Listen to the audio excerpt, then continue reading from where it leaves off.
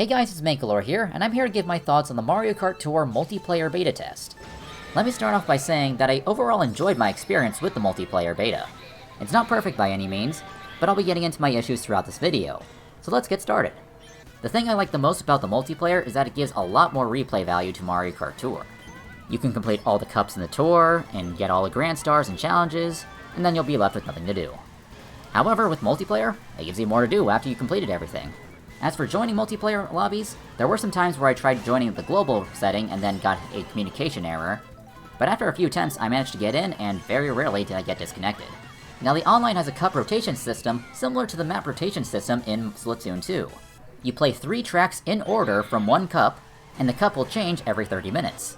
So by the time you get bored of the 3 cups, it's already time for the next cup rotation. And because the tracks are not randomly selected like in Splatoon 2, it eliminates the possibility of playing the same map multiple times in a row.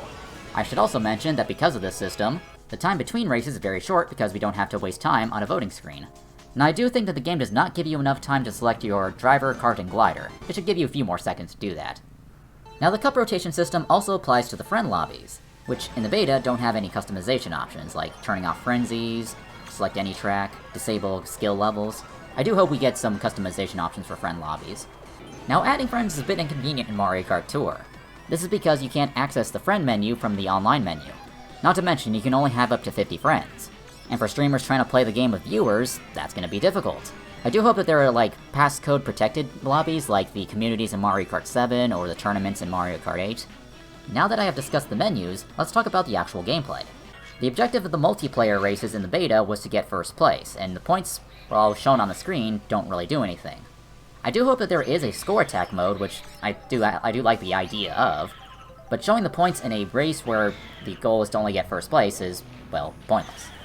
Now let's move on to lag in terms of internet connection. I'll talk about the frame rate stuff later. The false hit animations from Mario Kart 8 are back. Now I don't have a problem with these, even though I wish they weren't in the game to begin with. The annoying laggy, dragged item hits from Mario Kart 8 Deluxe are not here. So the only way to get hit by a dragged item in Mario Kart Tour is to hit it on your screen. You will not get hit by an item you are not touching. Now the internet connection does have an effect on the frame rate. If the connection's not so good, then the game will run at around 30 FPS. However, the biggest thing that I think will affect the frame rate is the device you're using. For reference, I have an HTC 10 phone running Android 8.0, and factoring in how much RAM the operating system takes up, I have 2.9 GB of RAM for the game. Now according to Mario Kart Tour's manual, you need 1.5 GB of RAM to run the game at a minimum.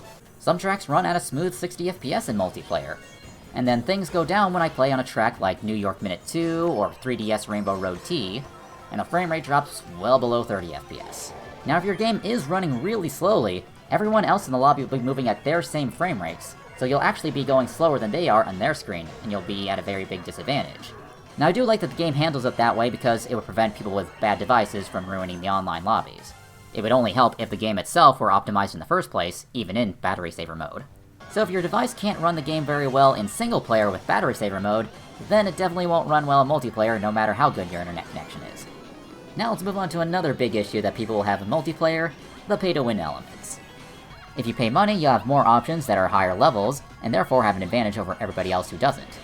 Now there were races where I purposely chose 2-slot and 1-slot characters. It is possible to win with those characters with some good item management and lines, but it is pretty difficult. I'm not surprised that such things are like that in the multiplayer, I mean, given that it's a gacha multiplayer game. I do hope that there are customizations in friend lobbies that either eliminate or mitigate these pay-to-win elements. That way if you don't want to deal with pay-to-win elements but still want to play the game with friends, you can still do that. When things run smoothly, the races are quite fun. Item frenzies, as broken as they are, do make the game a lot more interesting. The game reaches double dash levels of item insanity. Not to mention, the special items on their own can be quite chaotic. I do hope that the multiplayer is free, because that would encourage a lot more people to come back to the game. It's lost quite a lot of interest since the initial launch. However, if multiplayer is paid, I do have an idea that is both low cost to the player, and also encourages players to spend money, which Nintendo wants. My idea is that you only need to purchase 1 month of the Gold Pass, which is $5. After your subscription ends, you will still have access to multiplayer.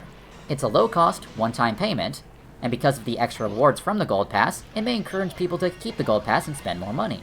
Hopefully Nintendo goes with one of those two options, because if there's either a high price tag or something that is not a one-time payment, then that'll scare players off.